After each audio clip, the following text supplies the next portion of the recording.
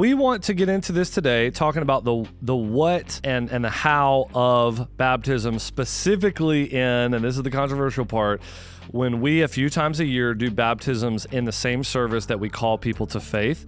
Yeah. People that were not ready to get baptized that day, they had not been counseled before that day, they certainly hadn't walked through a 6-month process before that day, and yet they didn't know that morning, but there were prayer warriors that were asking, and God gave the fruit, and they got in the water that day to align their life in obedience with God's call, to take that first step of obedience. We did a whole podcast on this. I'm not going to go all the way back through it. We did a whole podcast on sort of the why of this. Yeah. We feel like we step into an incredibly biblical tradition. I would not say that a church that doesn't ever do this or puts great distances between the salvation moment and baptism is, I'm not saying they're necessarily wrong or something like that.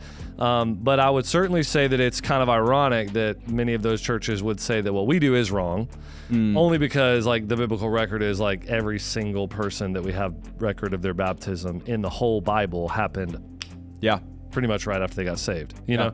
So it's just, man, we step into this biblical lineage in Acts. People get saved, they get baptized. There's a lot of people that push back on that go listen to the other podcast. Today we want to get into the how of that, because it doesn't just happen. This is Breaking Barriers, where we help pastors and churches grow so that they can go.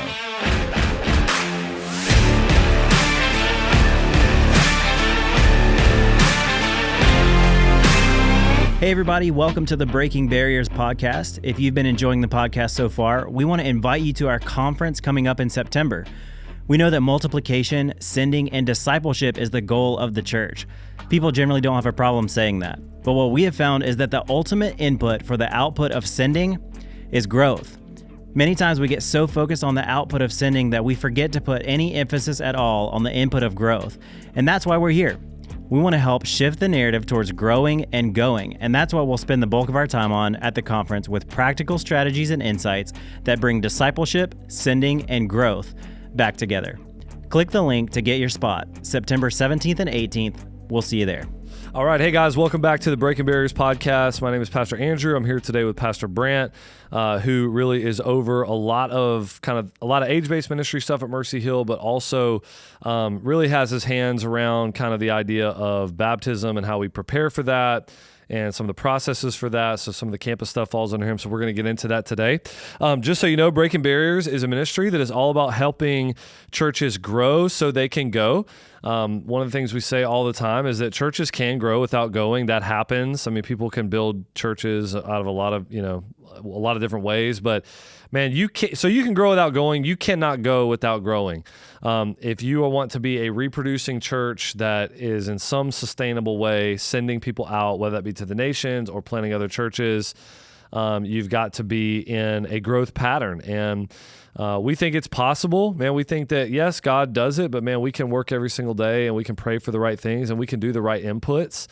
I think that for Breaking Barriers, like if a church is not hungry and driven to want to grow and see things happen, then it's like, man, we can't help you. But if you are driven and hungry for that stuff, then a lot of the things that we're talking about are very practical ways that we can help. Brant, man, you grew up in a tradition much like mine, but a little even more so in terms of the independent leading. How was baptism talked about? Were people pushed to it? Give us a little bit of your background when it comes to this topic.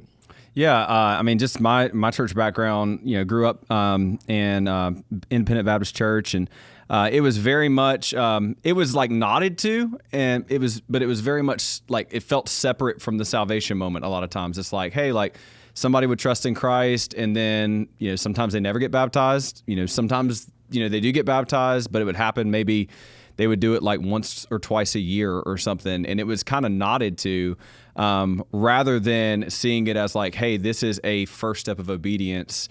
This is a catalyst towards your growth in the future, and something that was like recognized but not celebrated is almost the way I would say it. Yeah, I grew up in a church a little bit similar to that.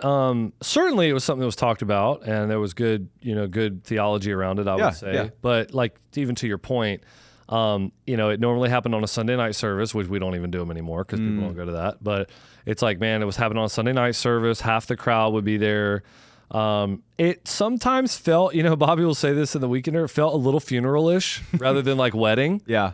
And we've tried to flip some of that culture, and we want to bring excitement, and we think there is no greater testimony for the unbeliever, for the church to remember their own salvation experience than to experience baptism, to see it happening. We feel like in the same way that when you go to a wedding and you think about the day that you were there, when you see a baptism, it does the same thing. Yeah, it was a weird feeling. One of the first times that I came here, I've been here a little over 8 years now, and one of the first few services we did baptisms, and everybody started cheering as somebody got baptized, and I'm looking around like, whoa, what's going on? Like this, it's awesome. Like it's like the way it should be.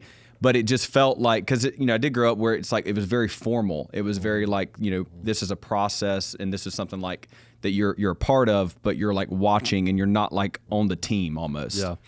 Well, we want to get into this today, talking about the what and the how of baptism, specifically and this is the controversial part, when we a few times a year do baptisms in the same service that we call people to faith.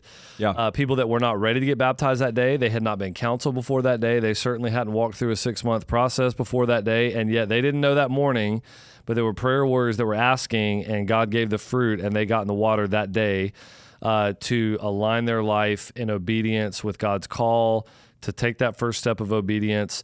The thing, we did a whole podcast on this. I'm not going to go all the way back through it. We did a whole podcast on sort of the why of this. Yeah. We feel like we step into an incredibly biblical tradition. I would not say that a church that doesn't ever do this or puts great distances between the salvation moment and baptism I'm not saying they're necessarily wrong or something like that. But I would certainly say that it's kind of ironic that many of those churches would say that what we do is wrong, only because like the biblical record is like every single person that we have record of their baptism in the whole Bible happened pretty much right after they got saved, you know? So it's just, man, we step into this biblical lineage in Acts. People get saved, they get baptized. And so we've talked about that. There's a lot of people that push back on that go listen to the other podcast. Today, we want to get into the how of that, because it doesn't just happen. Yeah. Right? There is a lot of planning that goes into these days. We don't do this every time, but these days where we call people and give them the opportunity right then and there. The first thing that comes to mind when I start thinking about planning, this is going to be a very practical podcast. Somebody that might say, hey, we've never done this. We want to do it. Okay, boom. Here's the resource. Yeah. This is what we're going to do. All right. The first thing is you have to structure a service in the way that's going to give you the call for baptism and enough time, to confirm someone is a believer or not and get them changed and get them back in. So you want to talk a little bit about sort of how we'll structure a service still in the hour and 15, hour and 20 minute. How are we structuring that to give us the time between the pastor's call and the first person that actually gets in the water? Yeah, I mean, I think practically speaking, I'm working with your services team or whoever's the planning person for that, is we always shorten the front end. So the front end is always shortened to allow that the pastor still the time to be able to preach and the block for that, but also really to be able to allow the worship team, and they always should have one in their back pocket too, of like, hey, if this goes, expectant of a response. I think that's the key too, is like, hey, like if you're not planning out your service expecting a response, like where is faith in that? Like so it's like for us, we want to plan expecting there to be a response, and we want to plan for a larger worship set on the back end. Generally, what happens is the pastor, usually you, Andrew, or whoever's preaching that weekend, they'll give that first big push, that first big call to respond in that moment. They'll let everybody know, like, hey, we're going to stand. We're going to worship together. The altar's going to be open. Generally, we also have other scheduled baptisms for that day. Right. So it's not like just, hey, there's nobody going. They're actually going to be able to see other people get baptized as a model for them, too. But, that pastor sets it up of like, hey, now it's time to respond. And so what we want to do is then create the time in there where there's there's either one or two worship songs. The ones that have already been scheduled, they're going. And that way it doesn't feel like this awkward moment where it's like, well, no one's getting baptized. We're kind of staring around and everything, but there's actually baptisms going on. And then the worship leader is always within a few of those moments going to be giving another invitation, to be able to, hey, like step out, take this opportunity to go and have a conversation with somebody that, the Spirit's moving, believing that He is. Yeah. So you have, so we're going to shorten the service. So generally we'll go one song. Sermon, big call. I'm going to get into what that call is, and we'll talk about some of the real specifics around that, right? And then we're going to have planned probably 3, but I love what you said about having one in the back pocket. Yeah. Because I've been in that situation, man, where God started moving, people are getting baptized, and then you realize the worship team doesn't have another song. I take that as that's my response. I didn't cast enough vision for them. To say God's going to do something crazy here. And so they weren't ready for that. Yeah. Now that's only happened like once, because after that it's always like, didn't happen again. We better have another song in the back pocket because we're expecting God to do something, and that time gets extended. And this has happened before too. And we're going to get into more of the practical of how and all that, but this has happened before too. We got to be okay with at times. Hey man, there's a counseling situation that's running long because maybe it's not. Spontaneous baptisms, if you want to call them that, they're normally for very cut and dry issues. Yeah. Somebody goes back to the counselor, which we're going to talk about equipping counselors, and they say, man, I've been a believer for 10 years. I've never been baptized. Yeah. I got baptized as a 2-year-old baby. I've been saved since I was 7. Yeah. That's a good category. Someone else is like, hey, man, I just placed faith in Christ like right now. I've been coming to the church for 6 months. I placed faith in Christ. Oh, really? Tell me about that. It doesn't take to understand if someone has prayed to receive Christ or not. Generally, it doesn't take that long. If it does, then 2 things happen. Number 1, man, we just don't do it right then. Yeah. It's like, hey, man, this is no big deal. We're going to have a pastor meet with you this week. Great. Like, let's talk about this. This is nothing but good. Yeah. You stood up and walked out. You're thinking about baptism. God's doing something in your life. There's that other category, though, of it takes a little bit longer, but we can still get it done. We've had situations where we just close the service down and tell everybody to hang out. Yep. And wait for a few minutes, and people do. Yeah. And that usually happens, I would say like at least once a year, like where it's like, hey, like the service, we've done the extra song, we've made invitations for people to come. There's a situation where, right as service is ending, it's like, hey, this person's ready. And in that moment, we're like, if they're ready, unless there's a service right behind it, which we run 2 morning services, we'll push them to the next service. But if not, we'll say like, hey, we'll make an announcement at the end of the service. Feel free. And we use the screens in that way a lot of times in the back of the service to be able to communicate with the person up front, as well. So they know, how many people are in baptism. That's a really important part. The communication between your baptism team, your production booth, and your person on stage, whether it's the worship leader or the service host, that's a big deal because it has an opportunity with so many moving parts of that to go off. Yeah, totally. And we have a lot of people listening to this that maybe they don't have a production booth. They don't have, man, we didn't have that stuff in the beginning. Yeah. We still did this, and basically we just used runners. Yeah. You got somebody at the stage that's kind of waiting to see what's happening in the room. One of the guys comes running up. Hey, man, we got 3 changing. All right, great. That's awesome. We got 2 people being counseled. Okay, great. That's awesome. Like you're telling the worship leader, like, hey, man, let's keep it going for a few minutes. We got some people. So communication is key. Doesn't have to be high tech. That's great. People have cell phones now. There's a lot of ways to do that. Let's talk about this for a minute. Okay, so people are going to get called out in the service, go to the back.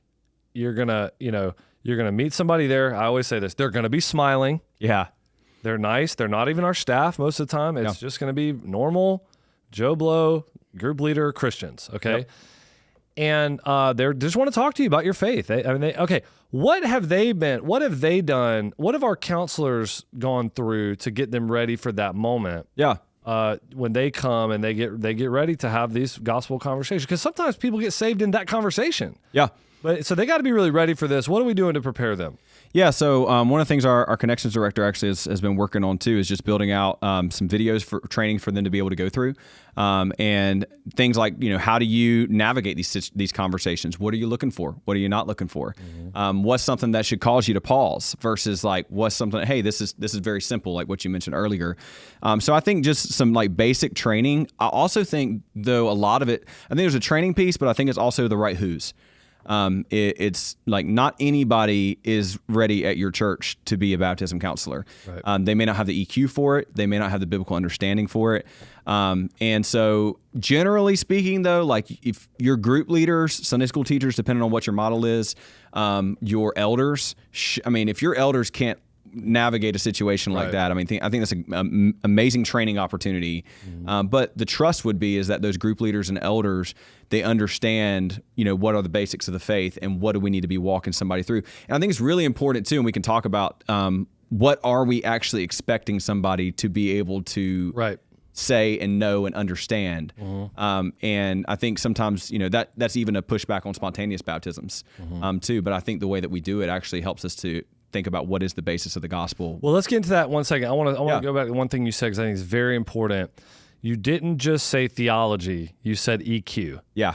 Because there's an aspect of this that is very pastoral or personal, or there needs to be a touch involved. Like it's not just black and white. Yes, you're in. No, you're out. There is a very human element to. It's a very vulnerable conversation. People they're opening their spiritual lives up, and truthfully, anytime we do, there are people that don't like getting told no. And we tell people no every single time. Every single time we baptize.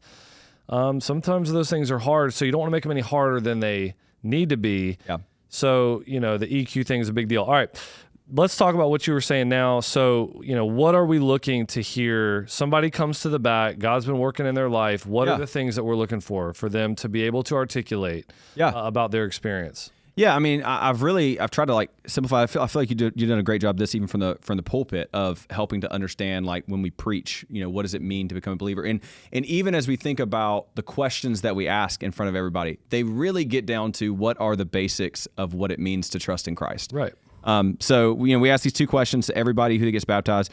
Do you believe that Jesus has done everything necessary for your salvation? And will you follow him as Lord of your life? And it's like, what we want to hear kind of preemptively to that is kind of the entering question is tell me what God's been doing in your life. Tell me why you want to get baptized. And that's kind of getting to the heart level. A lot of times that'll bring up some maybe misunderstandings about what baptism is. And be able to bring those out, and correct those, in the moment, or see the need for maybe a further conversation. But if somebody's turning over a new leaf, I just came out of a bad breakup. Those are it's like, I just need a fresh start. I need a fresh start. That's well, maybe we need to, let's keep talking about this. This is not exactly what this is. Yeah, yeah. Or and even hey, I saw somebody else do this. Right. You see that a lot of times, especially with younger kids and stuff too. But which we can talk about. But I think for us, it's we're looking for, does this person have God's got a draw in their life? There's something from their story that God, they have a draw to I want to trust in Christ as my Savior. I've understood my sin, and I've understood Him as my only way of salvation, and I want to give my life to Him. And hearing that from their story, hearing their understanding of what baptism is, and then asking those two questions. And generally speaking, a lot of times it is cut and dry. It's man, they had a story that I was this, God's been doing this. They're able to understand, hey, this is me showing others what God has done in my life, and they're able to answer those two questions, yes. And I'm just and you probably talked about this in your spontaneous baptism podcast too, of just the understanding of what more are we asking for?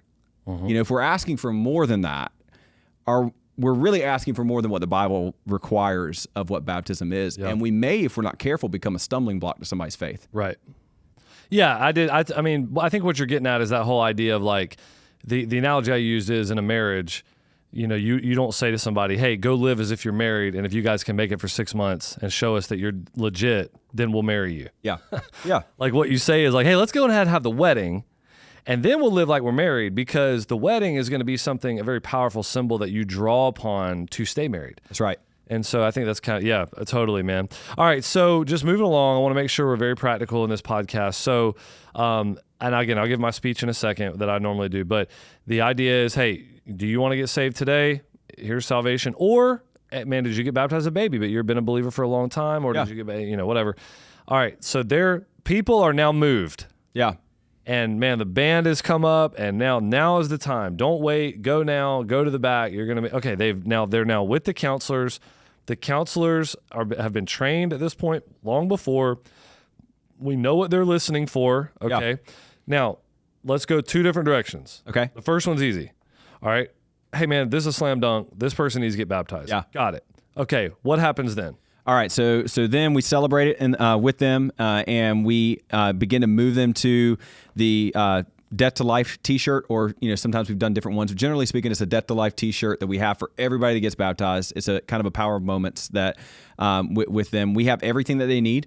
And so we have shorts, we have T-shirts, we have hair dryers, we have everything that towels, anything somebody would need for that. We give them opportunity to go to the restroom, get changed. Guest experience person then walks them from where they change to the worship space. They're communicating with the person up front there of how many people are coming in. And correct me if I'm wrong. I mean, on the days, and it's not. I mean, some days it can be overwhelming. We've had that. Praise God. But generally, the person that counseled them is with them. Yeah, they walk with them. They stay with them the whole way, right? Yeah. So they're going over there with them, and they're standing in line with them, and they're kind of, Yeah, and it's really cool. I mean, even like a lot of times you'll see a few people come out together, and like the one person's getting counseled and everything, and they end up walking up front together.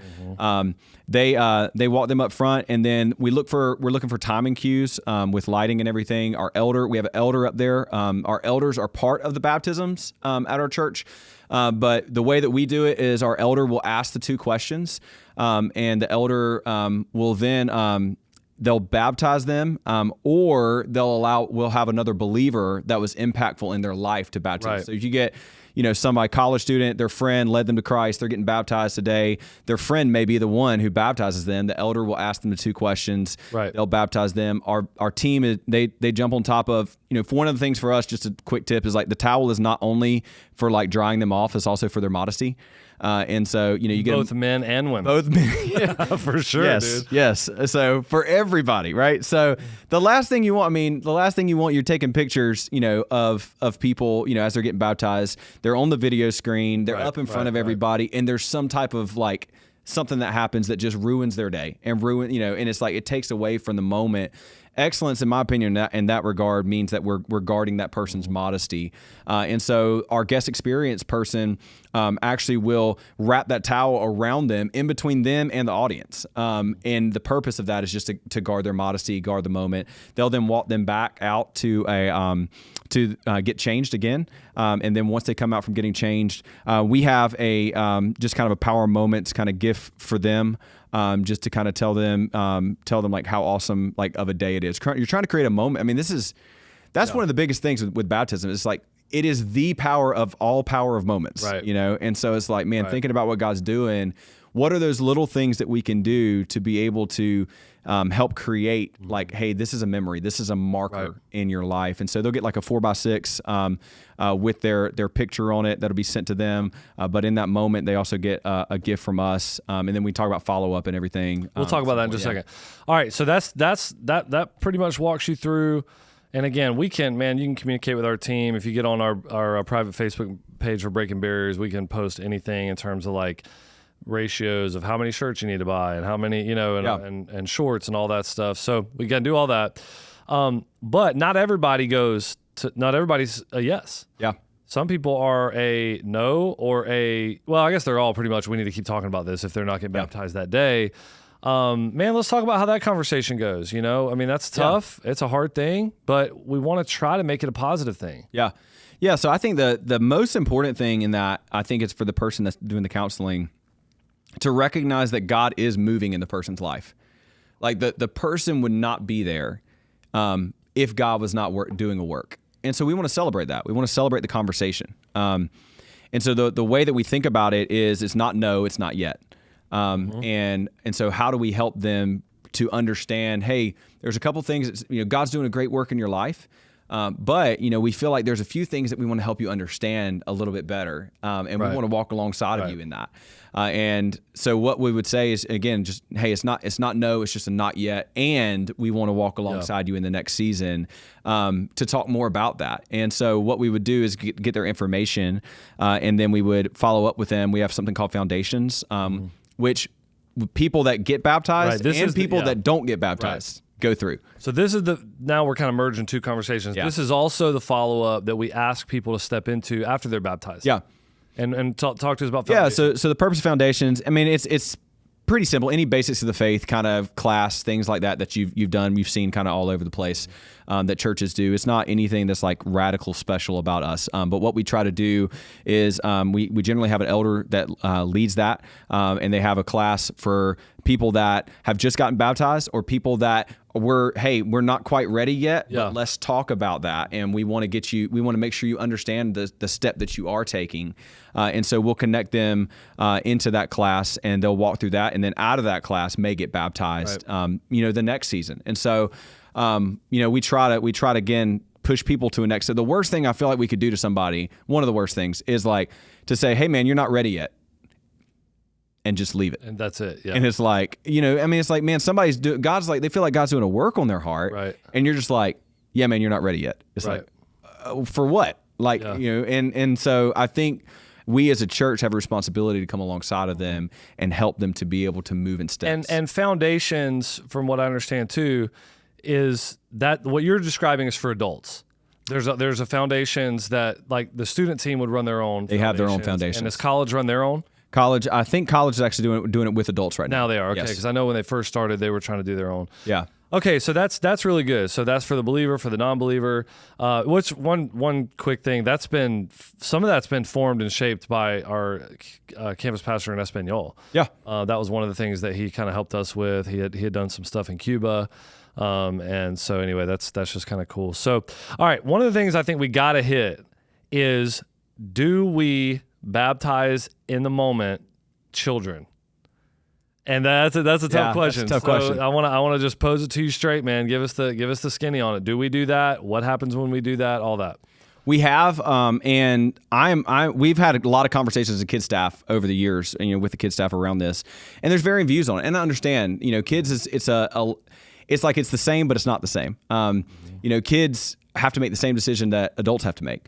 The basis of the gospel are the same, but you also are dealing with some cognitive development and understanding that I think requires a little bit more conversation and a little bit more just kind of diving into it with that child. So one of the things like we try to tell parents too is like slow is not bad, right? Like especially with kids, like slow is not bad. We want to balance. We don't want if a kid understands it.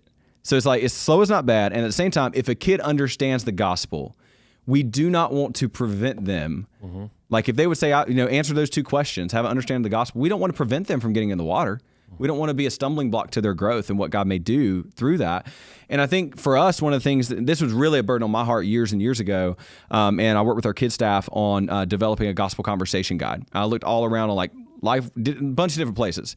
And I'm like, I didn't see anything that I really liked. And so I was like, well, if you don't see anything you like, you just make it yourself. So we did that and created it. And basically the point of it is it's got about 10 or 15 questions on it. But it's a little bit more exhaustive than the 2 questions that we do with adults because it's a little bit more difficult to understand and be able to have that conversation and to get a kid's understanding fully out in that conversation. And so they're open-ended questions that we ask, who is God? What is sin? Things like that to help them, to kind of bring out what do they know about this. And then, with parents, say, with non-spontaneous baptisms, we give parents that ahead of time. So they sign up, we give them that. We encourage them to talk through it with your kids before we have the baptism counseling conversation. But in those spontaneous baptisms, we'll walk through that. And then we'll also give that to the parent. So say the kid's not ready, which a lot of times they're not. I wouldn't say I wouldn't put a ratio on. I'm not 100% sure, but we would give that to the parent. We would say, hey, here's some of the conversation we had.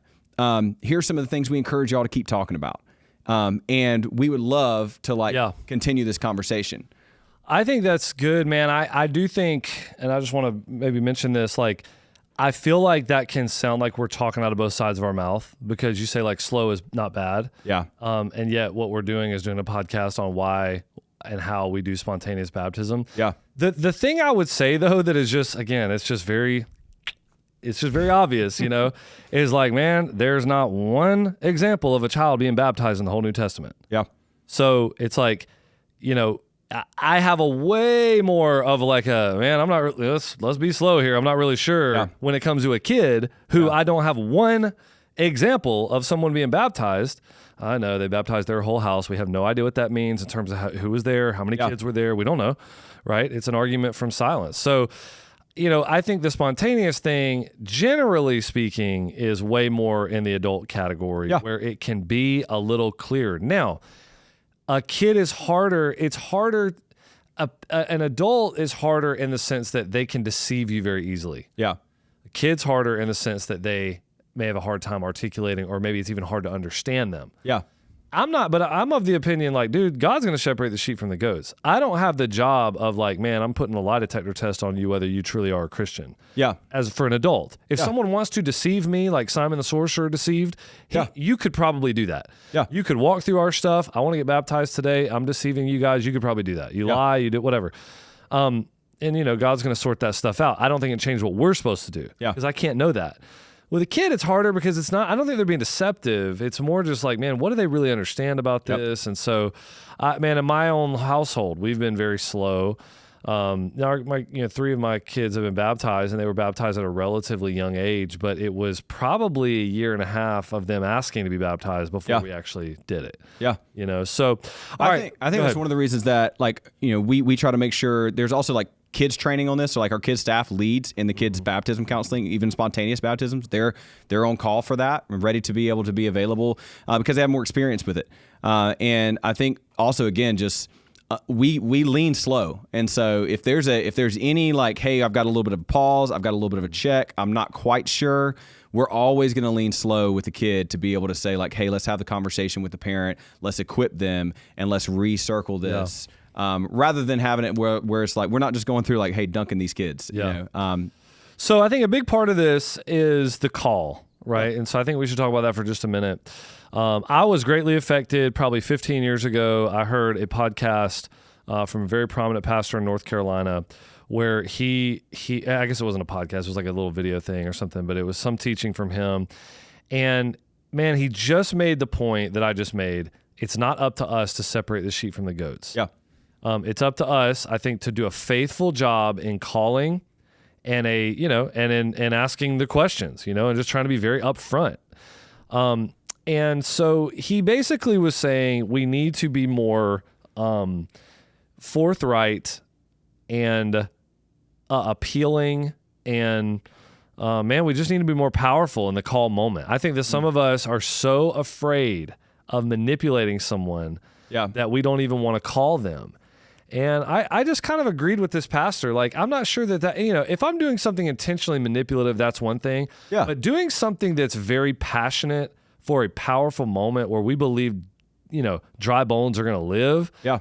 I don't see that as manipulative. So we try to do a very good like call in that, appeal, invitation, however you want to say it. So a couple thoughts about that. Number one, I would say, and I got this directly from him, on these days, I try to give myself a very high percentage of my time towards the invitation. The last thing you want to do is have 40 minutes, you preach 37 minutes, and then try to do an appeal. Yeah. No. The appeal is at least 12 minutes of that. Yeah. Maybe 15. I mean, your sermon's shorter, the appeal's longer. So you want to make sure you have time for that stuff. The second thing I would say is it's very important to let people know that we're ready for them. So, 100%. The whole idea of like, man, we have what you need. There are people that have been praying for this. We're ready for you. Yeah. Your friends are going to wait for you, or we got new friends for you. I always do that joke. That kind of appeal in that moment of letting people know, man, we are ready. God brought you here for this reason. Here's the logistics of how it's going to happen. Yeah. The other thing I think is really important on that call is to try to let people know that if they feel like they can just do this later, that is not the Lord talking to them. Yeah.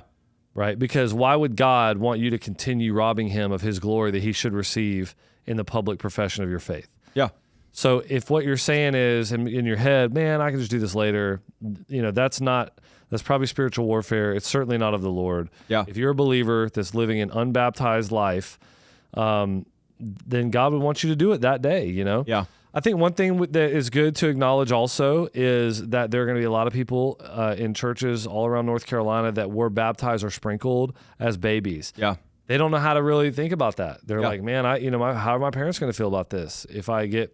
And what we try to tell them is, number one, I'm not trying to lie, I have no idea how your parents are going to feel about this. Yeah. Right. Yeah. But something about the path that they were trying to put you on by sprinkling you, you're confirming today. Yeah. Now, it may not be, I don't know how they're going to feel about it, but man, they wanted you to follow the Lord. This is following the Lord. We feel like biblically speaking. And so, jump on and do it today. And then the last thing is, man, we just try very hard in that moment to go very passionate, man, appeal hard on right now. Yeah.